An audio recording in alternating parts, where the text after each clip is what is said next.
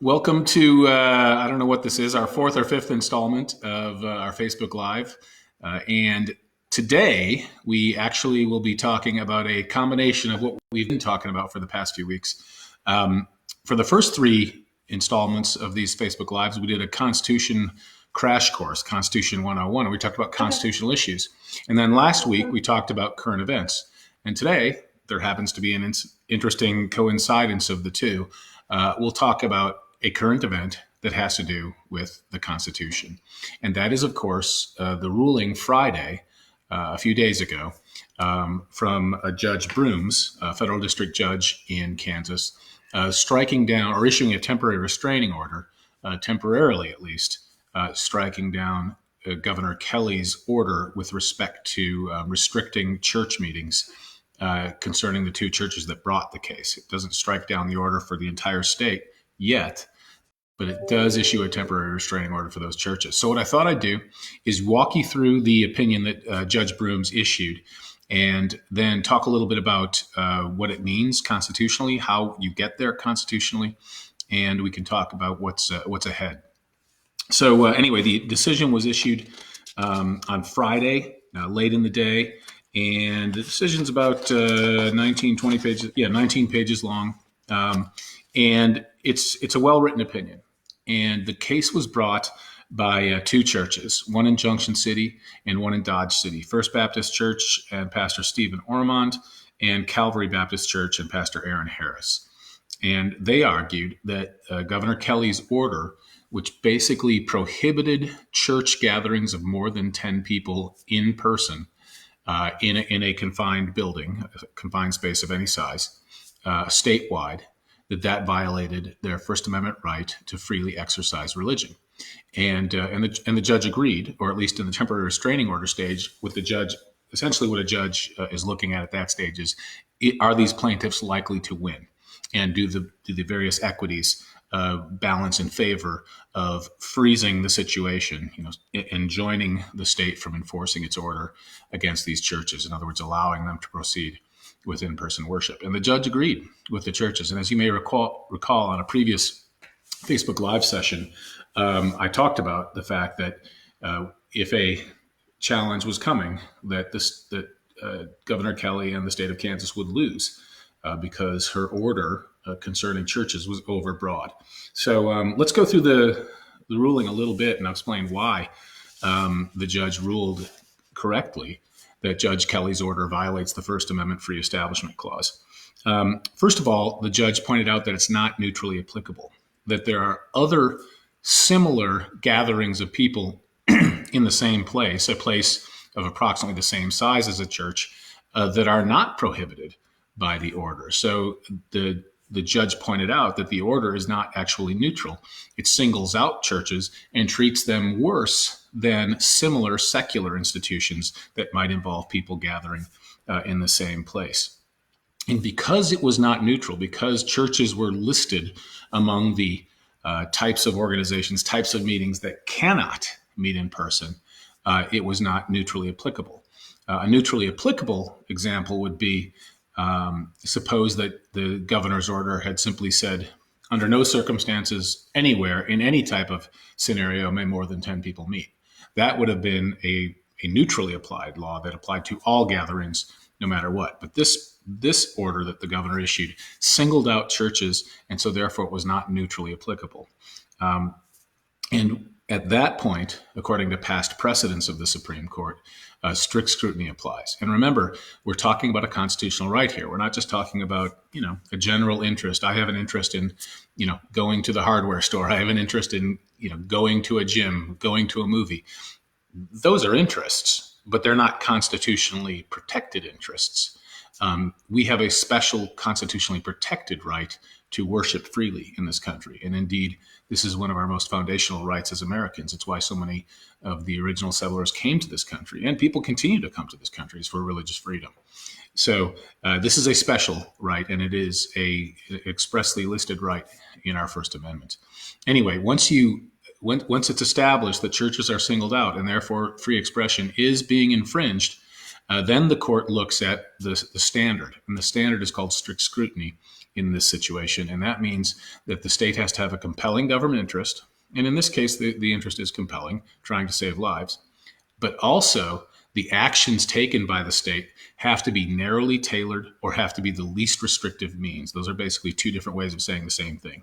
The action is a narrow one. It doesn't broadly strike down people's freedoms to worship in a sort of overbroad fashion, but it just tries to limit people's actions in the least restrictive way. And that's the least restrictive means idea.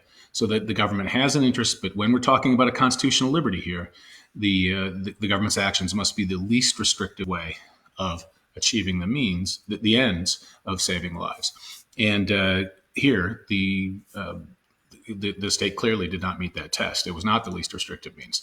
The churches themselves said that we would like to meet in person, and here are the guidelines we intend to use. And the churches said 10 feet apart. People are going to wear masks and gloves. They're going to take everybody's temperature as they come in. People who have any illness whatsoever will be asked to not come to the service. And that they would do a host of other steps. Each church had a list of about 10 things that they were doing to have social distancing within their building, but still have an in-person service. And bear in mind also, these are two fairly, I wouldn't say rural counties, but well, certainly Ford County is, Dodge City, less so with Junction City. But these are not Johnson County. These are not big cities. These are medium-sized, smaller cities. And the number of cases in these cities is much smaller than it is in places like, the Kansas City metro area, Topeka, Lawrence, Wichita. And so that has to factor in too, as to whether this is truly the governor's order was the least restrictive means. So the court said it's not. It fails the test. You could do things like what these churches are imposing upon themselves, which is perfectly fine, and indeed the way it should work is that the churches themselves would decide to socially distance, which is exactly what they did. And so the court said, it looks like the churches are going to win this case, therefore a restraining order is issued. In addition, the court pointed out that there's an arbitrariness to the governor's order because it singles out churches when there are other types of secular institutions that have an equal amount of risk, if not more, and yet they are not forced to completely cap all gathering at a maximum of 10 people. You can think of many examples. The governor's own press conferences are not capped at 10 people. They involve people getting into the same room. The Frito-Lay plant in Topeka and many other plants deemed essential because they make food, they're not capped at 10 people. And so the order had an arbitrariness about it. And the governor, after receiving this temporary restraining order, instead of acknowledging, as she should have, that her executive order was overbroad, was too restrictive on religious liberty, she's doubling down and fighting, and they're going to try to keep enforcing this order, even though, as applied to these churches, certainly it is overly restrictive. A couple of observations about this. Number one, this is a constitutional right. The governor and government absolutely can restrict and should restrict our ability to eat in a restaurant. You don't have a constitutional right to eat in a restaurant. You don't have a constitutional right to go to a movie. You don't have a constitutional right to go to a basketball game. Those are types of gatherings that don't involve a constitutional liberty. This is a gathering that does involve one of our most fundamental constitutional liberties, and that is the right to worship freely, guaranteed expressly in our First Amendment. And so that's why the rules are slightly different. We, as Americans, I think most people, welcome the restrictions on other types of gathering and say, well, yeah, that's reasonable and it's okay for the government to tell us what to do. Although many would say, even then, the government is going too far. But when it comes to our religious liberties, that's a little different. The government can urge churches to do certain things, but to force churches to not worship, that's where you get into a constitutional problem. Second observation, I'm not saying at all that churches should be meeting in person. In fact, the church that we attend, Morning Star Church, has not been meeting in person. We've been having virtual services online. We did have a drive-in service where people stayed in their cars on Easter Sunday. So I think it's appropriate that churches, in most instances, do not meet in person. But here you get into a situation where you have to recognize the diversity of Kansas. In some counties in the far western part of the state, they have no cases yet, or they have a number of COVID-19 cases you can count on one hand. And so, in a situation like that, where there really is much less risk, then you can see where a church might reasonably say, all right, if we do everybody wearing face masks and gloves and 10 feet apart and taking people's temperature at the door, and they also have an abundance of hand sanitizer all throughout the sanctuary. If they do all these things, then it would be reasonable there, where it might not be reasonable for a church to make that same decision in the middle of Johnson County. So the point is that it's absolutely, in my opinion, reasonable and desirable for churches to engage in social distancing, and in the case of our church, to have virtual services. But that doesn't mean that the same calculation would apply in a county where there are 0 cases and the risk is so minimal, and they agree to engage in all the social distancing that we're doing in other areas of our life. So that's the point. The assessment of reasonableness, when you're talking about a constitutional liberty, should ideally be made by the church. And in this case, the governor's order was certainly unreasonable because it didn't allow for different considerations on different parts of the states. It didn't allow for churches to take mitigating efforts. And that's why the judge correctly struck it down. Now, what should happen right now, if the governor were reasonable, she would recognize that this was overbroad under any reading. I don't think any judge, I would say the vast majority of federal judges across the country would have come to the same conclusion. The governor and her attorneys should recognize that the order was flawed, was too restrictive on people's religious liberty, and she could issue a narrower order and could do something along the lines of what the churches themselves said they wanted to do, and allow services up to a certain number of people with a minimum social distancing of whether it be 6 or 10 feet or something else. Maybe let family groups sit together. There are all kinds of things. She could have tailored it to county by county and said in counties with fewer than X number of cases, then in-person services would be allowed under these criteria. So what she should do is rescind her unconstitutional order, issue something that allows more freedom and is more tailored to the specific situations of each county. That would be something, if she were wise and more respectful of religious liberty in Kansas, she would do. But instead, she's insisting, nope, across the board. No church meetings of more than 10 people, even though other meetings, secular meetings of more than 10 people, like my press conferences, the governor might say, those are fine. So again, it's that arbitrariness, that treating churches less favorably than secular meetings that would have the same amount of social distancing. That's why she got in trouble, and that's why her order clearly violates the First Amendment of the Constitution. And then finally, I would say, hopefully, God willing, we will be in a situation soon in Kansas and across the country where things can begin opening up.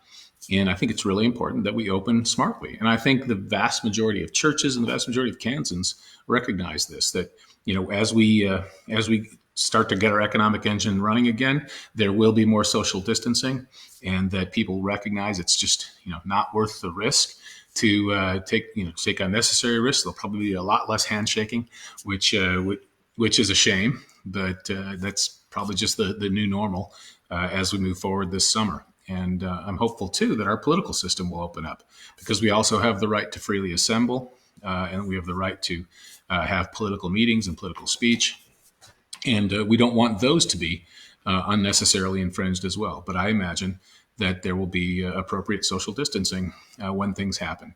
But let's stop. Let's quit right there. We've been going for about 15 minutes or so, and I'd love to take your questions at this point about the governor's order, about the court opinion, and we'll see. I've got Molly here, my trustworthy assistant, to check and see which questions are up first. Are you ready? Yeah, we're ready. Molly's been. Okay. Want me to get here? Yeah. Okay. So the first one is, who determines what is a compelling interest now that we know some of the models were overblown? Shouldn't we use new information to determine what is and is not compelling interest? John asks. So, what a compelling interest is pretty well established in the courts. And so, the compelling interest part, in this case, was fairly easy for the government to satisfy. The government has an interest in preventing death and preventing sickness. So that would be, the courts have for years considered that a compelling one. You can think of all different other in government. These are government goals, government objectives. Things like beautification of the state, no, not a compelling interest. Things like making people more physically fit, not a compelling interest. You get the picture. The government has all kinds of interests, but the compelling, protecting life is certainly a compelling one. But where the governor failed, where the governor's order failed, was on the second part of the test. Once you have a compelling interest, is the way you have chosen to address it the least restrictive means? And that's where you get the reliance on models. What did the governor and her team decide to do? They obviously looked at these models, many of which have been proven to be completely inaccurate, and sort of saw a doomsday scenario. And when in fact the number of cases is much lower, and in fact there are some parts of Kansas that have barely been touched at all by the virus. So the reliance on models is part of the means chosen by the government in this case, and it's been proven that a lot of the models were way off. Now we have, fortunately, real data that the government can rely upon in deciding how quickly and when and how to open up the state. I think the vice president's team and President Trump did a great job a few days ago issuing their guidance for the 3 phases of opening up this economy. It's absolutely essential that we open when we can and open smartly. And it seems to me that the 3-phase system is the smartest way to do it. Let's just hope that the numbers and the statistics that the governor and all of the governors are looking at are accurate ones as they make that decision to reopen. But I do think there are a lot of people in Kansas who are rightly concerned that if we don't reopen, we will end up doing far worse damage. If we don't reopen soon enough and smartly enough, we will do far worse damage to our economy. All right, what's the next question? V asks, if Kansas Vi? Is it Vi? Vi. Yeah. Vi. Hi, Vi. If Kansas legislature does not meet again in 2020, will the gov have the latitude to extend her emergency powers beyond May 1st as she chooses? Oh, that's a great question, Vi. I would have to get the statute in front of me that authorizes the governor to issue these emergency executive orders. The statute does allow the legislature to cancel them. I cannot remember off the top of my head, without the statute in front of me, what happens when the governor is attempting to extend the order and the legislature is out of session and not coming into session. My recollection, which could be wrong, is that the governor can extend the order, but the legislature at any time has the right to come back in and overturn it. And of course, that was the separate case that was decided more than a week ago by the Kansas Supreme Court, which was, could this LCC, this Legislative Coordinating Council, on its own, a 7-member body of legislators, could they override the governor's order? And the Supreme Court of Kansas said no, it could not. Okay, next one. Susan asks, do you agree with the governor that the injunction only applies to those 2 cases? Right. I do agree right now. The temporary restraining order only applies to those 2 churches. And the governor was in her response to that, seemed to act like, therefore, it wasn't a loss for her side. Well, it only applies to these churches. That's what the plaintiffs were asking for. They were saying, with respect to us, we want to be allowed to move forward and have worship services under these very tightly controlled social distancing rules that we have come up with ourselves. And the order did grant those 2 churches permission to do so. However, when you get to the final order of the case, so you have temporary restraining order, which is the first level of injunctive relief. Then you might have a preliminary injunction, which could occur. There's supposed to be a hearing on Thursday and could occur after that. And then you have a final order, which would be the final declaratory relief. And in the preliminary injunction stage or in the final order stage, the judge may say that the order is facially unconstitutional as applied anywhere in the state. So we don't know yet whether the relief will be limited to those two churches or across the state. But either way, it's unconstitutional. So for the governor to try to pound her chest and say, "Ha ha, it only applies to two churches," I mean, that's cold comfort, because her order was clearly unconstitutional. And if she'd had, I mean, I'm amazed that the attorneys she has in her office didn't see that. I mean, this is con law 101. You can see this freight train coming from a long way away. Okay. Next question. Chris asks, can individuals, businesses file, and businesses file, and they would win lawsuits against the state of Kansas or the governor herself for monetary damages from handling of the coronavirus in violation of rights? So I'll answer that question by suggesting that there are other litigants out there who could potentially file. Let's suppose that the governor were to do what some governors attempted to do in some of the blue states on the East Coast and restrict the sale of firearms. Then that business could bring a Second Amendment case, or its customers could.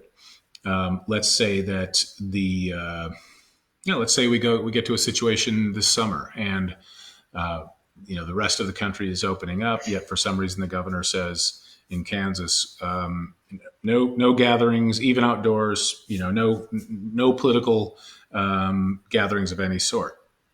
Well, then at that point, a political candidate or a county party could bring a case saying, look, we have the right to peacefully assemble. Political speech is protected by the First Amendment. Again, I'm just talking about a hypothetical here. It depends. We're imagining what the scenario is.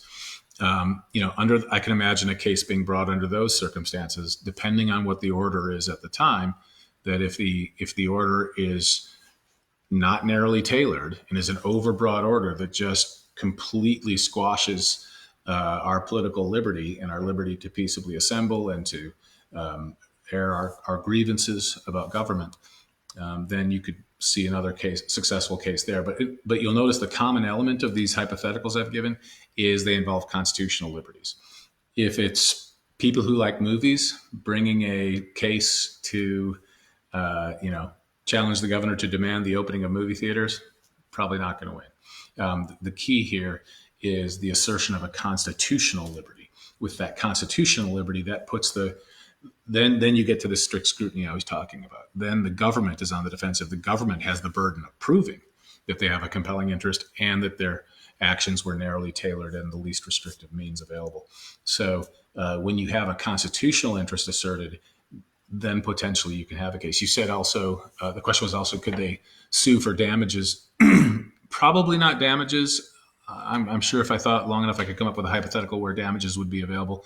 But in this type of lawsuit that was brought, it was a Section 1983 suit. Section 1983 refers to a section of the federal code.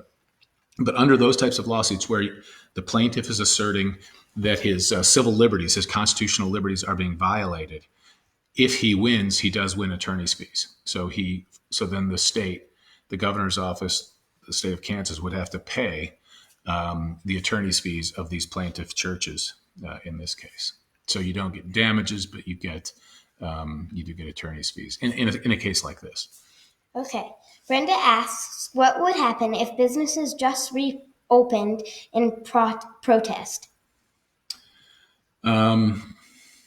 Well, you'd have to play it out. So I guess what potentially could happen if businesses reopened in violation of the social distancing rules that are laid out in the governor's order, or businesses of the type that were told to shut down reopen, say restaurants allowed in-person dining with no restrictions on the distance or no requirements on distance between people, then potentially you would have a case where a county might arrest somebody for violating the governor's order. And in that case, you'd have a criminal case. And again, depending on how the hypothetical were sketched out, it would be harder for the individual to assert, like if it was a restaurant or a movie theater or something like that, it'd be hard for the individual to assert a constitutional liberty. And so the individual might very well lose that criminal case. Okay. George asks, why can Kelly tell active duty military bases what to do if they are located in Kansas? That's an interesting question. Yeah, there's the military has bases, these two bases, well, more than two bases, three bases in Kansas, forts, technically not bases, forts. And the governor does have some authority. Now, the governor's greatest authority, of course, is over the National Guard. She has much more authority over what the National Guard does or does not do than she does over these bases. These bases are, federal facilities. So it would be difficult if the federal government were to say, in fact, it would be almost impossible for the governor, if let's say the U.S. military said, okay, we're making a decision that our behavior at these bases is guided by principles X, Y, and Z, and here are the standards issued by the president for all military bases and forts. And in that situation, the governor would not be able to say, oh, well, I'm the governor of Kansas, and I think you should not do that. I'm ordering you not to meet and congregate. That would certainly fail. Any effort would fail in court. These, again, federal personnel, federal property, governor's authority is much more limited. Okay. Paul from Wichita asks, is there a way for citizens to get a full accounting and some sort of refund of tax monies taken but not used for lawful and intended purposes? Property taxes for schools is an example that comes to mind. Read the question again. Paul from Wichita asks, is there a way for citizens to get a full accounting and some sort of refund of tax monies taken but not used for the lawful intended purposes? Property taxes for schools is an example that comes to mind. There is such a thing as a taxpayer lawsuit that Kansas allows and that most states allow, where you allege, state law provides you can allege that your taxes are being spent illegally, unlawfully. But in most situations, the person bringing the lawsuit is not going to be able to get his taxes back. The relief that you would seek is a declaration from the court saying, yep, these revenues are being spent here when the law says they have to be spending it there. And it would be an injunctive relief ordering the state or the agency to spend the money the way it's supposed to be spent, not the way they're actually doing it. I'm not aware of any statutory way that the plaintiff could get his taxes back in a case like that. Okay, next one. Philip asks, do you think the governor should extend the stay-home order past May 3rd? At this point, unless we see new information indicating that there's some imminent second wave about to hit Kansas, I don't think the governor should extend it beyond May 3rd. I think the governor should look at President Trump's and Vice President Pence's reopening plan, determine where Kansas sits on the scale of states, and decide how quickly to reopen. But there has to be a plan for reopening. I think if the governor just keeps closing her eyes to the data around her and just keeps saying extending the order, extending the order, extending the order, you're going to be taking away a lot of unnecessarily restricting freedom, unnecessarily restricting people's ability to earn income. There are lots of Kansans who really want to get back to work, who are having trouble making ends meet, even with the government assistance that's been coming our way. At some point, we need to see a plan for how the state of Kansas is going to reopen, and we need to see the governor look at the three-phase proposal from the federal task force and explain where Kansas fits in on that task force based on real data. And right now, we don't see anything like that. We don't see the governor's office attempting to plan and develop a set of criteria for how we will reopen, what the standards should be. And that's disheartening. I would think that the governor would want to get the Kansas economy going again in a smart way, obviously not in a careless way or a way that unnecessarily puts people at risk. But at some point, there has to be some balancing. You can't just always say, well, as we know that if we stay at home indefinitely for a whole year, there will probably be fewer people getting sick. Yeah, that's probably true. But there has to be some balancing here because our economy is already in shambles, and it's going to get worse the longer this goes. Okay. Barbin Dennis asks, do you have an opinion about countries and states suing China? Yes, I do have an opinion. I think Senator Josh Hawley's bill in Congress to allow these lawsuits against China is a great bill. I would definitely support it. Look, the Chinese have deceived the world with their cover up of the data coming out from this virus, this Chinese coronavirus that started in Wuhan, China. And they continue to deceive the world with their fake numbers about how many people have died. They just atrociously treated their own doctors who were raising the alarm signal in China, silencing them, punishing doctors who were trying to bring information out to save people in China and outside of China. The Chinese Communist Party's behavior is worse than reckless. It's dangerous, and it has been deadly to both to people outside of China and people inside of China. And so I think that they certainly should be suable by the United States. These suits, if they were brought, if the bill is passed, would enable American banks to freeze the assets of the Chinese government. This is a really big deal. China has deceived the world. The Chinese Communist Party has deceived the world. They've used their old Chi-Com propaganda machine from the Cold War to propagate lies, and we're all suffering for it. And this thing could have been contained, could have been far less extensively spread around the globe, could have been slowed down if the Chinese had simply told the truth. So because of their malfeasance and their lies, I believe they should be held liable. I think Americans should be able to sue, and there needs to be a real reckoning here. It is extraordinary what the Chinese Communist Party has done, and the United States needs to take action, and that includes all kinds of action. That includes civil liability in suits brought by American citizens.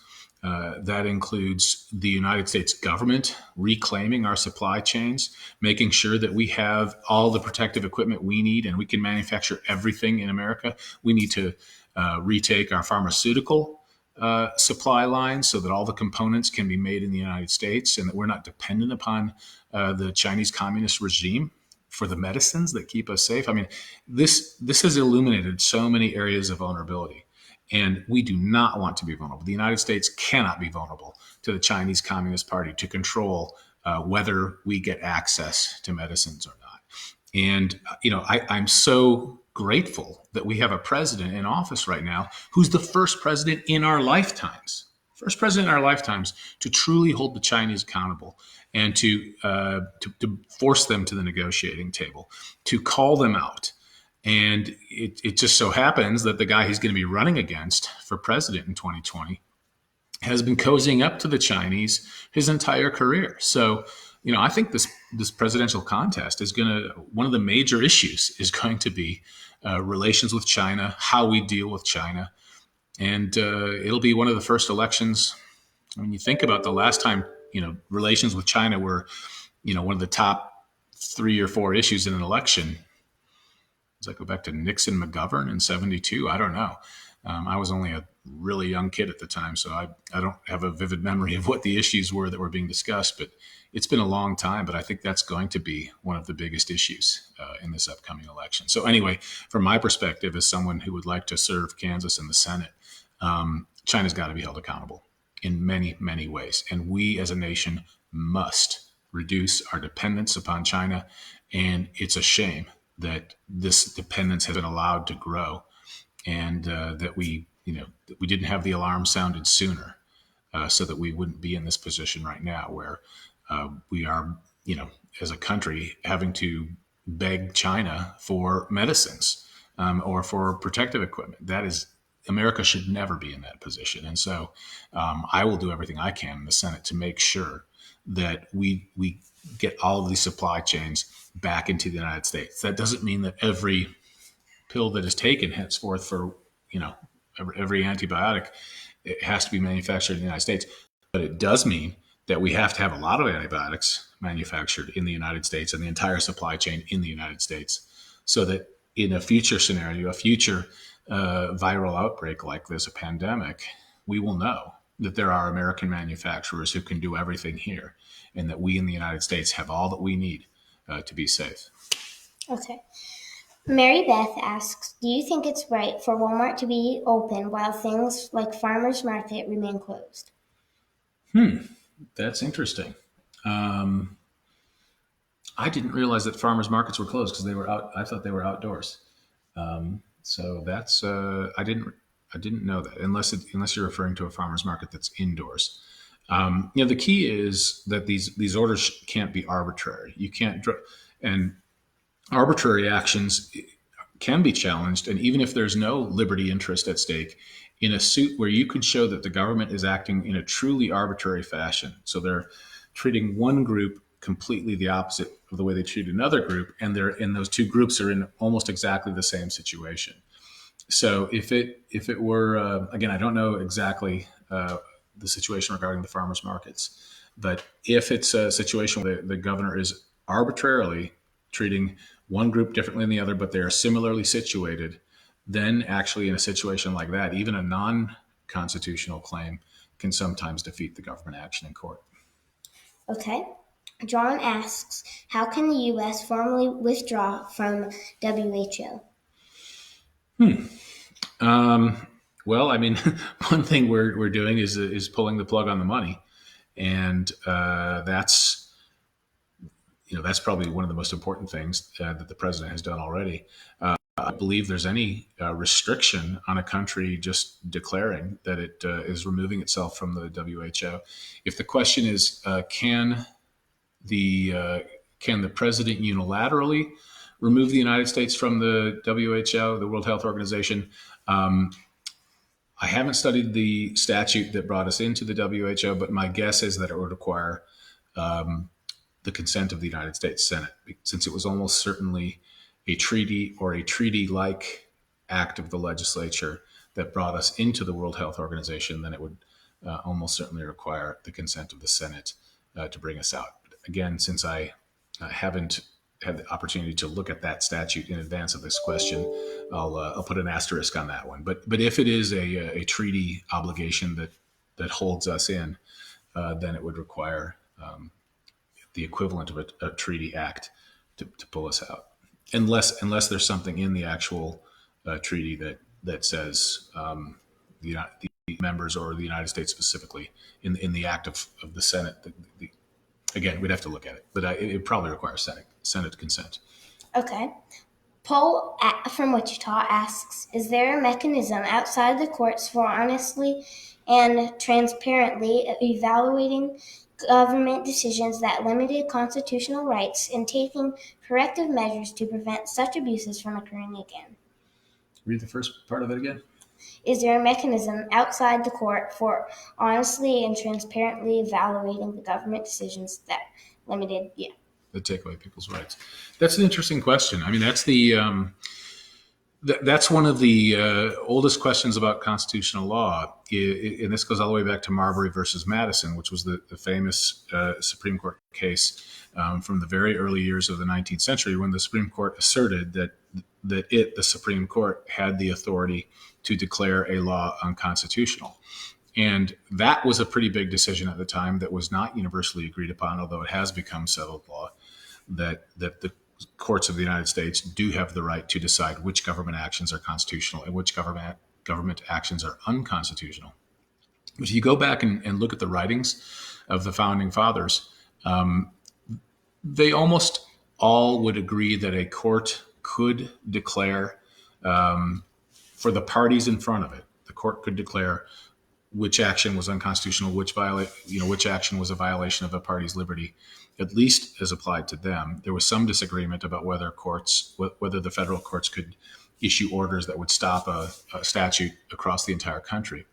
But one of the interesting things is especially the writings of Thomas Jefferson, he basically said that the enforcing of our Constitution is something that should be done by all branches of government, which is an interesting concept. And by implication, he was suggesting even states should enforce our Constitution.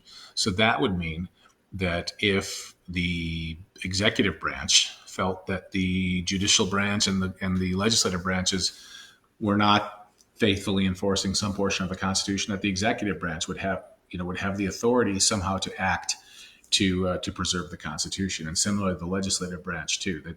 That Jefferson's view was that the branches were co-equal in enforcing the Constitution. Certainly, legislators, the president, and the courts all swear an oath to protect and defend the United States Constitution. So certainly, it is incumbent upon all three branches never to take unconstitutional actions. So that part of Jefferson's view is broadly agreed upon. So a member of Congress should never vote yes on a bill that is unconstitutional. Obamacare was already declared unconstitutional. It will soon be declared unconstitutional, I believe. But as far as an assertion of this commerce power discussed in the first of these series videos, and it was sustained as an exercise of the taxing power. But now that the tax is no longer there, I think it will be declared unconstitutional. But again, it's incumbent upon every member of Congress to look at the Constitution when voting aye or nay on a bill. And unfortunately, many members of Congress don't have the foggiest notion what's in our Constitution. And it's a shame. It's a real shame. And I think we need more people in Congress who understand the Constitution, or at a minimum, are seeking to educate themselves in the Constitution. And I think certainly in the Democrat Party, there are very few who care about what's in our Constitution. I mean, they'll claim constitutional liberties when it's useful to them, but it's almost always these big government measures, bills, restrictions that are the ones that infringe upon our liberties. That's not to say that unconstitutional actions can't be taken by a Republican, but it just so happens that the vast majority of unconstitutional legislation has come from the left in recent decades. So back to the question, is there a way that we could enforce it in the question suggests maybe some other kind of tribunal. It's hard to think of how that would work exactly. How you could have some other sort of open, transparent airing of the constitutional arguments, and then a decision that would be binding upon the government. Because remember, constitutional arguments and the Constitution itself is a cage restricting what the government can do to us. And so ultimately, if you're bringing a constitutional challenge, you're challenging a government action in most cases.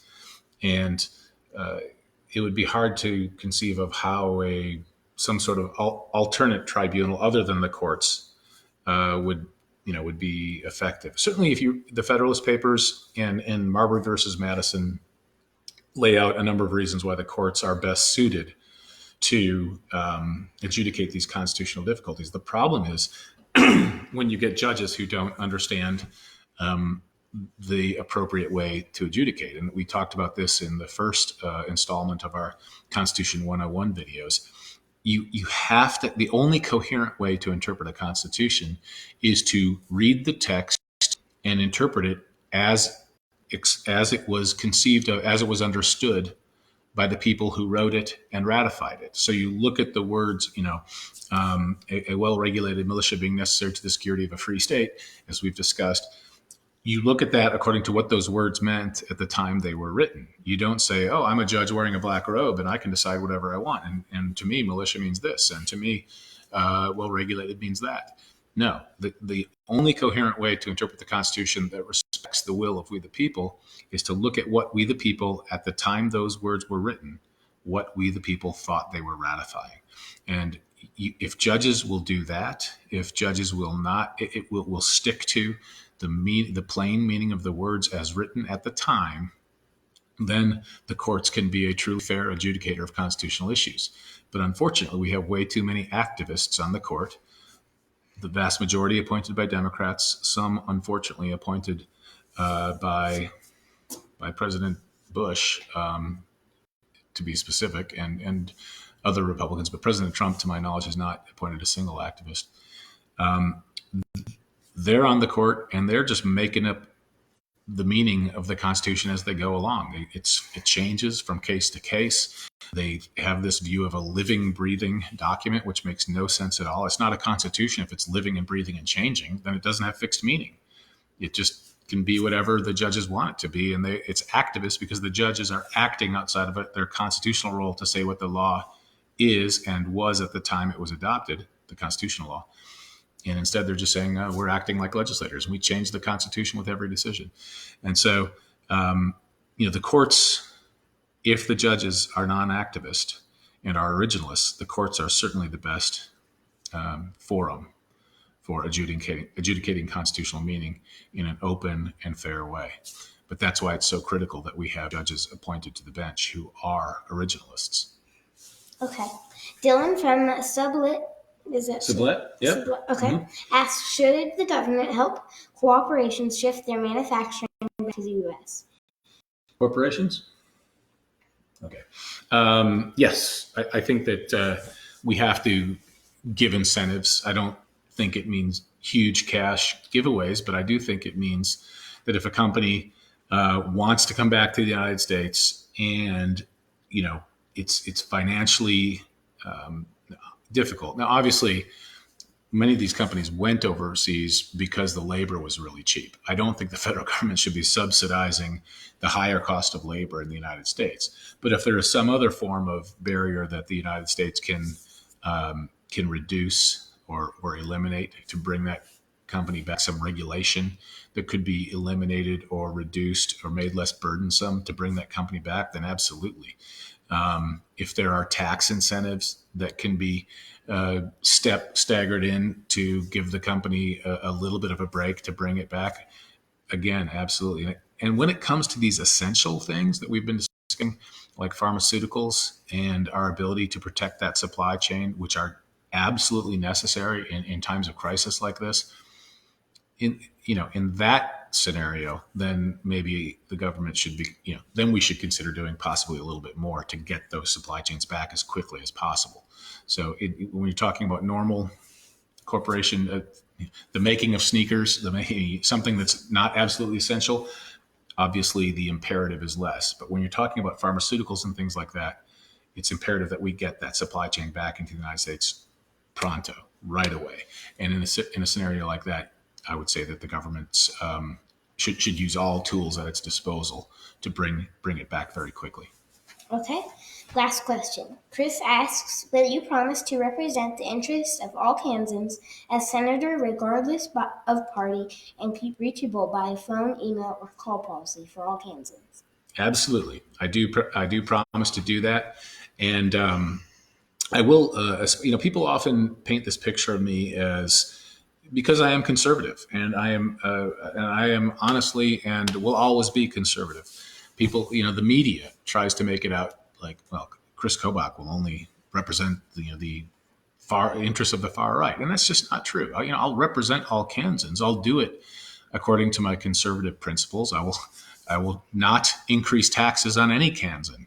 And although a more liberal person might want their taxes increased, although I don't know why, I will still be protecting them from a tax increase, just like I'll be protecting a fellow conservative who might be more enthusiastic about that, about keep taxes low. But absolutely, I'm trying to think of an issue where, maybe there's not a clear right-left divide. If a person comes in and says, Kris, I think you need to hear my point of view, and I'm a Democrat, absolutely, I'll listen to that person's point of view, and I'll absolutely maintain a very open office. It's obviously I won't be able to answer every email. I can't even do that now in a campaign, but somebody sure will, and somebody should get back to every constituent. And where the situation warrants it, then that person should be able to talk to the senator, absolutely, and as often as possible. And I absolutely want Kansans to be able to come to the United States Senate, come to our office, and get those meetings and be able to speak to their senator as much as possible. No, it's a good question. It's so essential in our system of government that we have accountability. I mean, that's really what we're talking about. That if somebody's elected, they understand that the senator works for every person in Kansas. Every single Kansas resident citizen is my employer if I were the U.S. senator, and I am the citizens are the boss.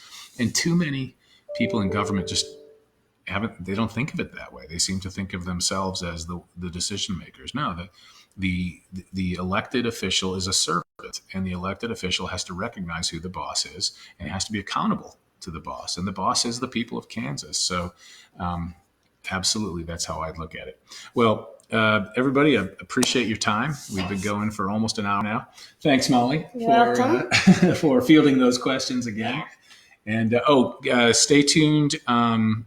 If you want to see more of Molly, we've got a really cool video that is not political, not issue oriented at all, but shows Molly doing something really, really cool. And I think we're going to release that on Thursday. So come to our Facebook page on Thursday to check out that video. I think you'll enjoy it.